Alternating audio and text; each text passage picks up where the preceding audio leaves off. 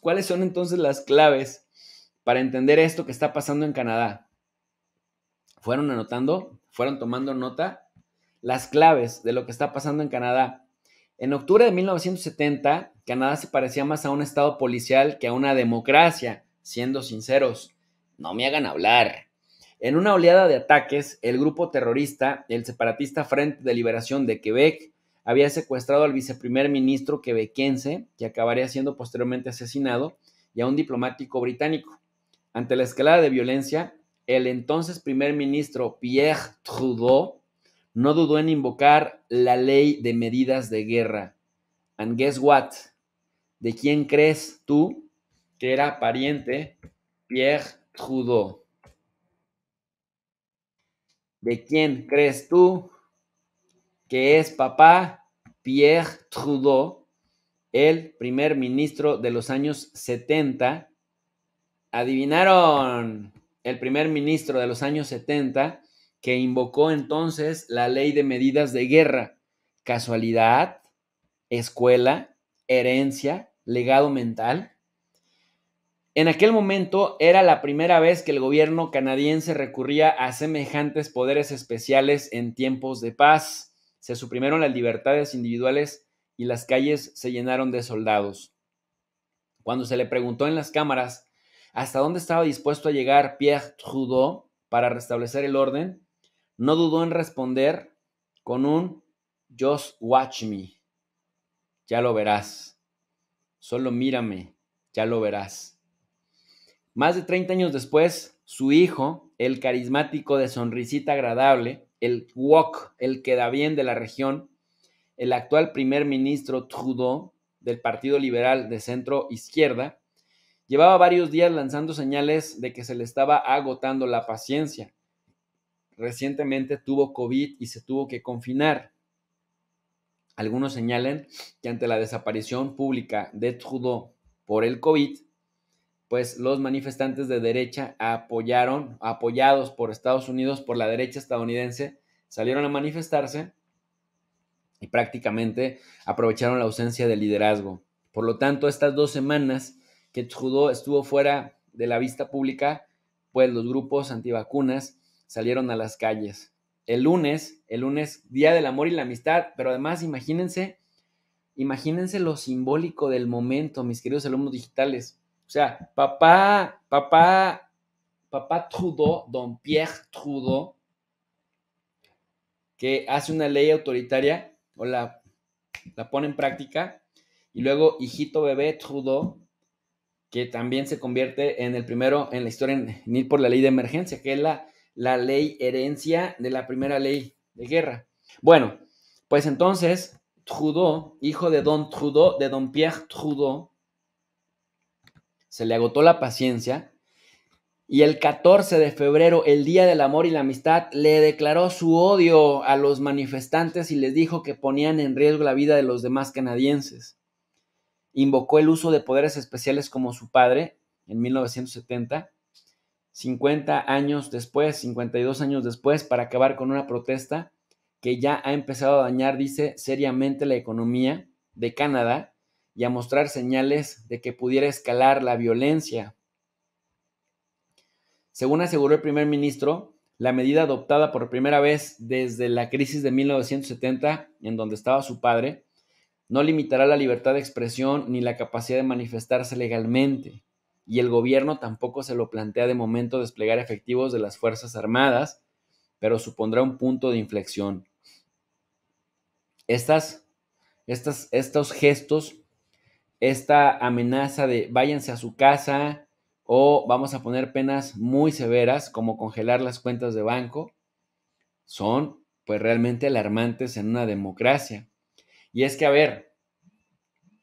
apenas el pasado 15 de enero, en plena escalada de contagios en Canadá por la variante Omicron, como pasó en prácticamente todo el mundo globalizado, quiero decir, el gobierno de Canadá impuso la vacunación obligatoria contra COVID a todos los camioneros que cruzan a Estados Unidos como una medida pues, que Washington replicó días después. Y es que si alguna mala fama tienen los estadounidenses, la mala fama es que los estadounidenses no se han tomado en serio la pandemia y por eso les ha ido como les ha ido. Ya casi 1 millón de muertos y pues estuvieron contagiándose hasta 1 millón, hasta 1,5 millones de personas al día. Entonces Trudeau, para poderse asegurar de que todo anda bien, dice, pues no, los que crucen a Estados Unidos se tienen que vacunar. Y muchos camioneros dijeron, pues no nos queremos vacunar. Así entonces bloquearon el puente alternativo de Detroit, ubicado en Sarnia, en Ontario, completamente bloqueado. Y esto hizo que pues Trudeau sacara su furia el 14 de febrero. Prácticamente, mis queridos alumnos digitales, prácticamente se hizo entonces muy famoso en toda la región el nombre Convoy de la Libertad, a la que se sumaron pues en el camino personas que se oponen también a las medidas decretadas por la pandemia y pertenecientes a grupos radicales, muchos de ellos cercanos a la extrema derecha. Ya para el 29 de enero, la protesta reunió a unos 3,000 camiones y entre 10,000 y 15,000 manifestantes. Y prácticamente, pues literal, en los últimos días, el asunto se puso peor porque ya no son solo camioneros, ya prácticamente es también mucha gente de a pie y no solamente en Ottawa o en el puente de fronterizo con Estados Unidos, sino además lo han estado haciendo en diferentes ciudades importantes de tamaño medio y de tamaño enorme. Los manifestantes han venido tomando el centro de la capital en torno al Parlamento y en más de 2 semanas la ocupación se mantiene con alrededor de 400 trailers y con centenares de personas alrededor, desafiando las temperaturas gélidas, pero también, no, del invierno canadiense, que es tremendo, pero también a las autoridades municipales y a las autoridades estatales. Pese a que el ambiente es más o menos festivo, por lo que nos parece una exageración que Trudeau haya salido a decir que amenazaban la vida de los canadienses, la concentración alteró la vida cotidiana de los ciudadanos de la capital y de otras ciudades, y la actividad de muchos comercios, cuyas calles, muchas de ellas están cortadas, se llenaron de mensajes insultantes en contra del gobierno. Mientras la policía local o parte de ella ha sido acusada de pasividad, en las redes circulan videos de agentes expresando su solidaridad con los manifestantes y colaborando con la ocupación directamente. Estos videos, en donde se muestran a los policías, muchos de ellos solidarios con la protesta, abrazando a la gente en lugar de reprimirla, pues hacen que Trudeau se vea sin poder alguno. Entonces, en las redes sociales van circulando videos de agentes de la policía expresando su apoyo a los manifestantes o directamente colaborando con la ocupación. Paralelamente, y esto es lo que más preocupa a las autoridades canadienses encabezadas por Trudeau, que la protesta se ha extendido a varios de los cruces fronterizos con Estados Unidos y que, bueno, pues son las auténticas arterias de la economía de Canadá. De esta manera, los camioneros bloquearon durante días el puente embajador que conecta a las ciudades de Windsor, Canadá, con Detroit, una de las fronteras más dinámicas del mundo, si no es que la más dinámica, junto con la frontera Tijuana-San Diego, que son de las que más cruces tienen.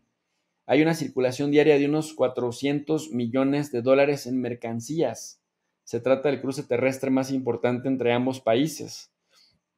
Y yo creo, si ustedes me lo permiten, creo, si me puedo aventurar, que este puente, el puente embajador entre Windsor, Canadá, y entre Detroit, en Estados Unidos, es la frontera, el punto fronterizo más dinámico de todo el mundo. 400 millones de mercancías entran. Imagínense el nivel de intercambio que se da.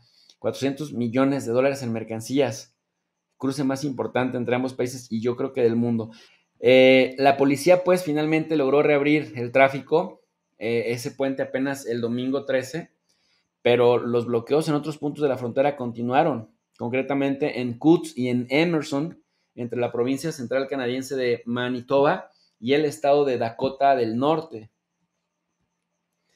Si bien la protesta empezó con el objetivo claramente definido por el camino, ha ido recogiendo impulso y también objetivos de otros grupos equiparables a los movimientos negacionistas y antivacunas estadounidenses, además de nativistas cristianos, fundamentalistas, adeptos a teorías de la conspiración, libertarios, etcétera. De todo hay en la viña del Señor. Y bueno, también apoyo de los ciudadanos que después de casi 2 años de pandemia vieron dañadas, como ya lo mencionamos, sus economías, pero también emocionalmente rotos. Querían volver a la normalidad, o por lo menos querían que las restricciones fueran un poco menos rígidas. Son también una parte importante de la protesta de los manifestantes que por encima de cualquier otra cosa quieren ver caer al gobierno de Trudeau. Estos son los que dicen ya no tiene legitimidad para seguir gobernándonos. Como asegura a la agencia de noticias EFE, hace algunos días uno de los participantes en la ocupación de Ottawa señaló que el objetivo es mantener la concentración hasta que el primer ministro sea derrocado. Y bueno, pues en ese sentido, algo que empezó con un objetivo, pues se fue abriendo y se fue ampliando en el camino. Entonces, con respecto a los camioneros en sí, la magnitud de las protestas parece estar causando perplejidad tanto entre la mayoría de sus colegas como entre los grupos empresariales para los que trabajan, ¿no? Digo, siendo sinceros, ¿por qué? A ver, uno dice, ¿quién los financia? Pues una de las claves del alcance de este movimiento es probablemente el financiamiento, como ya lo mencionamos. Como explicó el jefe de la policía de Ottawa, Peter Slowly, que por cierto, Slowly ya renunció porque dice, pues no puedo más con esto. Es uno de los pasos más importantes a la hora de ahogar las protestas, ¿no? Ir por el portal de GoFundMe, de no distribuir 10 millones de dólares canadienses o 7 millones de como 8 o 9 millones de dólares de donaciones recaudadas, de dólares estadounidenses recaudadas por los organizadores.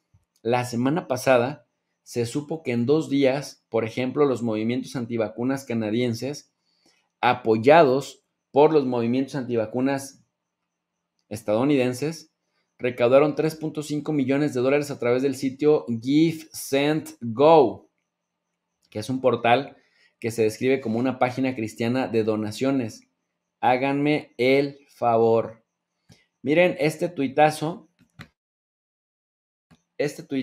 del año 2012 de el buena ondita Trudeau, el ídolo de los buena ondita mexicanos, que decía, vean qué chulada, ¿eh? Dicen que el pez por su boca muere, y esto lo dijo el 23 de mayo del año 2012. When a government starts trying to cancel dissent or avoid dissent is when it's rapidly losing its moral authority to govern. Harper in 2005. Cuando un gobierno empieza a tratar de cancelar el disenso o a evitar el disenso, es cuando rápidamente pierde su autoridad moral para gobernar. Esto en referencia al gobierno de Stephen Harper, el derechista ex premier canadiense. Pues, ¿qué creen? ¿Será que puede aplicar esto para Trudeau, hijo de padre Pierre Trudeau, autoritario, hijo de tigre pintito?